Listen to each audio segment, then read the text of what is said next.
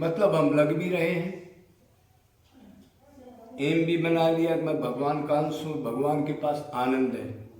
ये भी मेरे को जच गई, किसी गुरु ने, किसी भाई ने, किसी टीचर ने बता दिया, लेकिन फिर भी प्रोग्रेस बहुत कम हो रही है, सालों से लग रहा हूँ।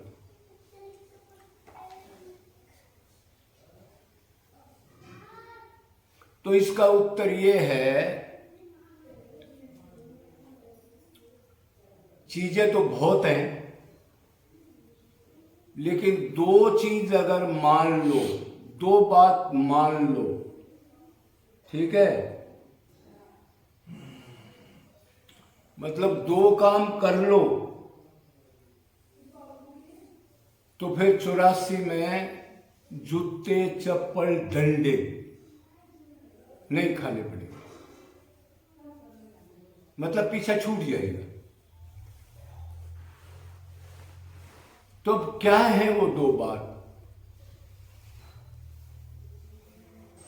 साधक को तो फिर जिज्ञासा होती है ना, भाई कोई खास बात है तो मैं उनको और आगे लेके चलूं तो शायद मेरे को जल्दी फायदा हो जाए।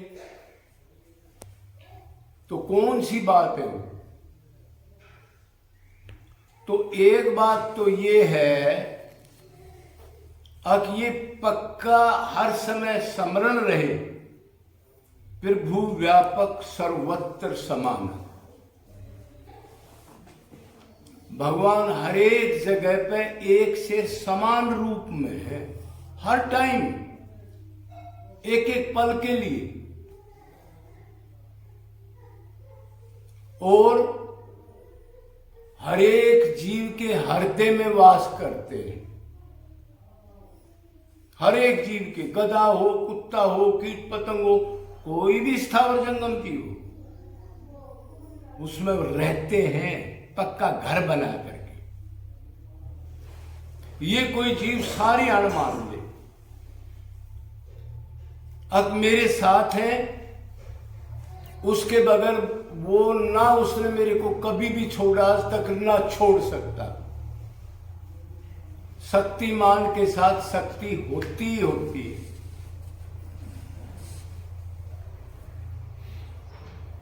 भगवान ये चाहे कि गलत काम कर रहा है, इसको मिटा दूं, नहीं मिटा सकता हमारे को।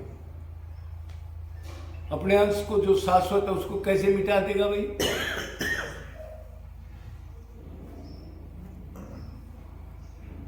तो वो हर समय हर एक जीव के अंदर रहते हैं, और अंदर रह के क्या काम करते हैं? कोई आदमी बताओ।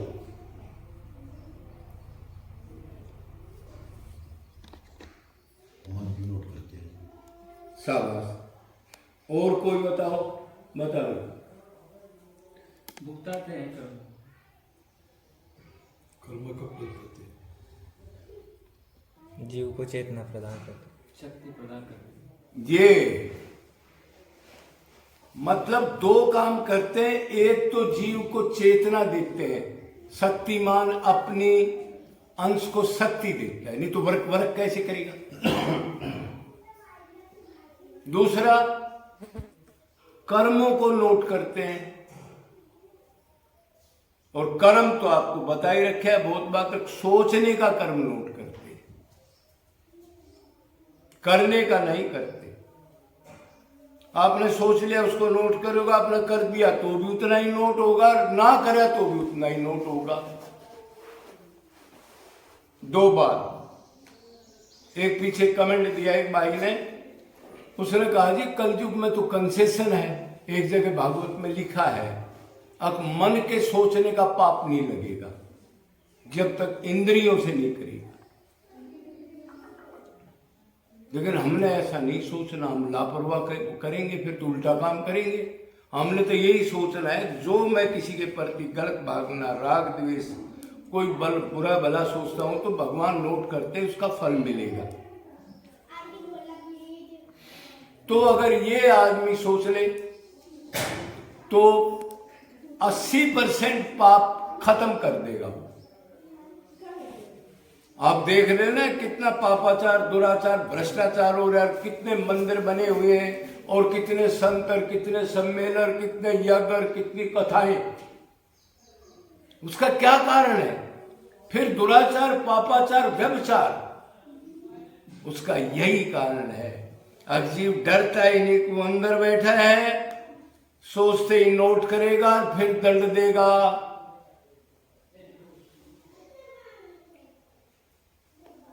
तो एक तो होगी ये बात,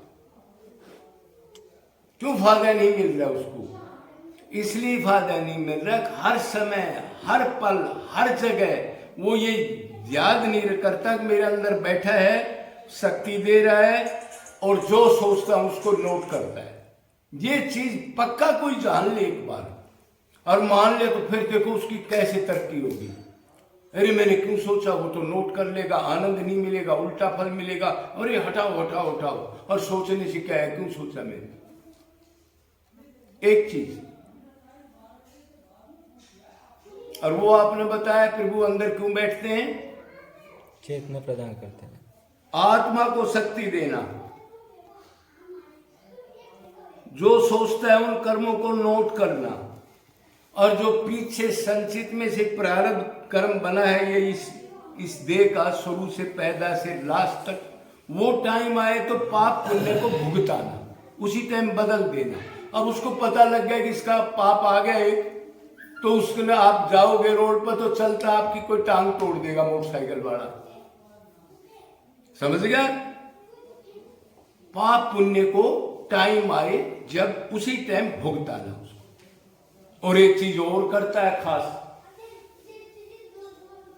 और जीव ऐसे है हृदय के अंदर और भगवान पीछे है। जीव बैक कर रहा है, भगवान उसकी तरफ मुंह कर रहा है। और ये कब? किसी पिछले संस्कार से, वेद शास्त्र पढ़ने से, या किसी प्रेमी के संत के शरण से कब ये समझ जाए कि मैं आत्मा हूं और मेरा ये शरीर कीमती है, परमात्मा से प्रेम करने के लिए मिला है, और ये बैक हो जाए, आमने सामने हो जाए, मैं झट इसको कैच कर लूं। ये क्या काम हो गए? 3-4 हो गए। अब एक है दूसरा कारण। दूसरा कारण है कि हम भक्ति करते हैं तो नयोद्या भक्ति बताई गई है, रूप जीव गोस्वामी प्रहलाद आदि ने।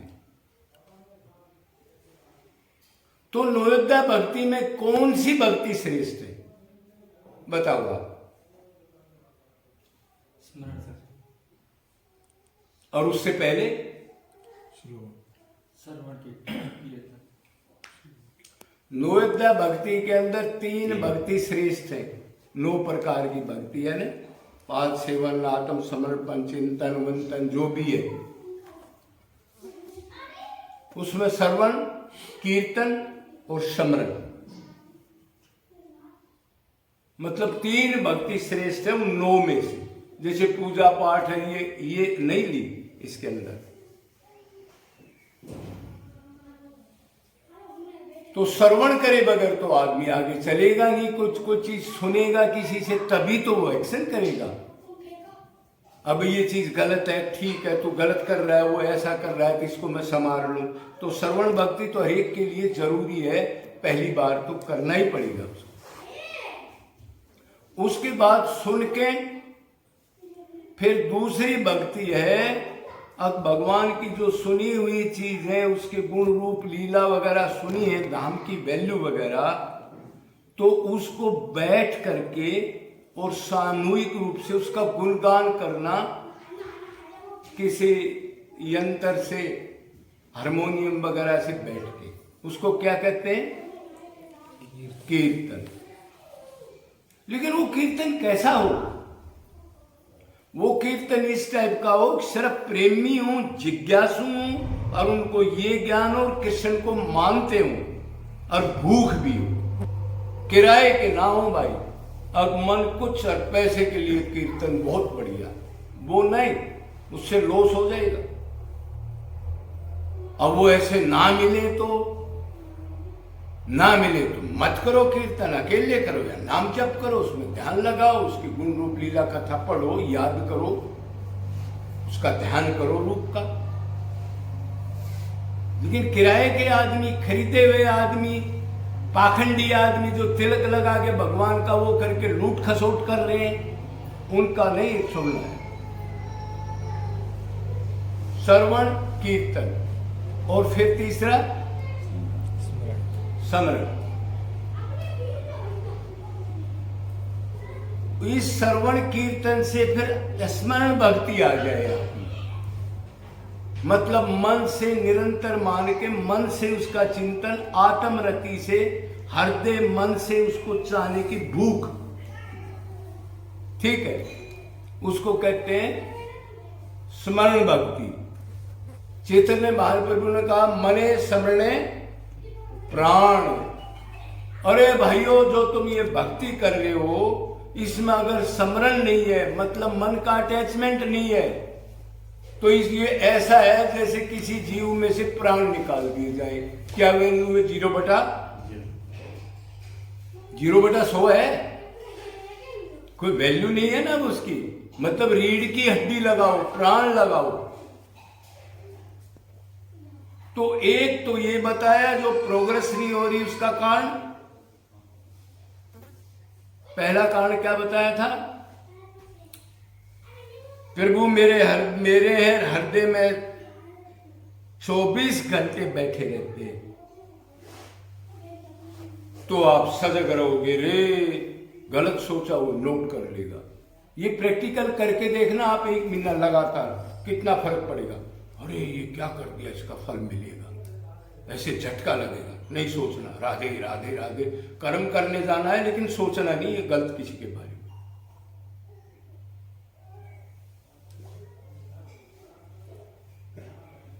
तो अब स्मरण भक्ति होगी। ये 2 चीजों को जो याद रखता है, इसके साथ कोई मेरा ये मतलब नहीं है पूजा पाठ मत करो, आत्म निवेदन मत करो, नहीं। स्मरण भक्ति है तो सारे चाहे साथ लेके कर लो नैवेद्य भक्ति को।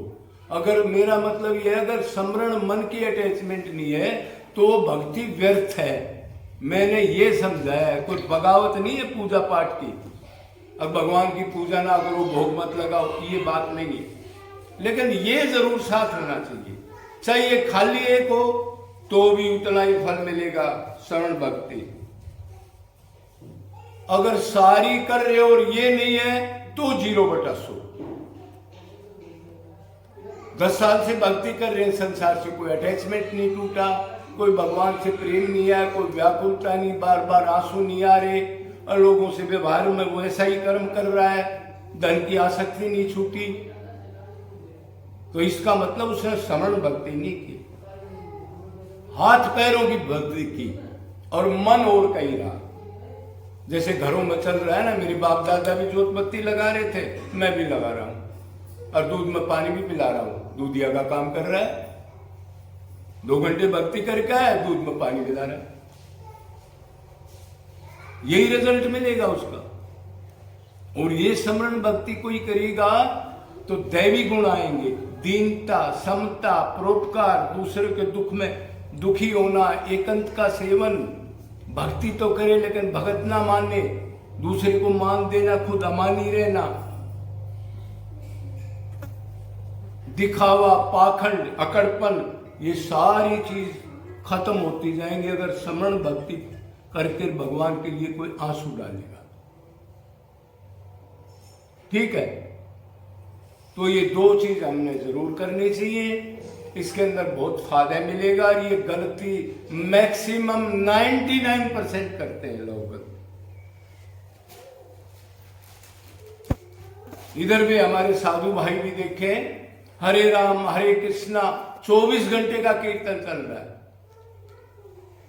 लेकिन दूसरा कोई आ गया बड़ा संत या कैसा, झुकेगा नहीं, माला टांगने के बाद तो संसारिक झुक जाएगा, वो नहीं झुकेगा। खाली ज्ञान और इंद्रियों की भक्ति अहंकार लाएगी, और मन की हृदय की भक्ति दीनता, जीवों के प्रति दया, ऐसी चीज लाएगी आपके अंदर। और खुद आप सोचोगे मैं तो कुछ नहीं हूं, दुनिया से सारी मेरे से सीनियर है, मतलब मैं मेरा का अहंकार तोड़ देगी, अकड़ तोड़ देगी। तो ये मोटी मोटी बातें थी, इनका हमने ध्यान रखना है। और ये दो चीज जरूर करनी है, फिर देखो क्यों प्रोग्रेस नहीं होगी।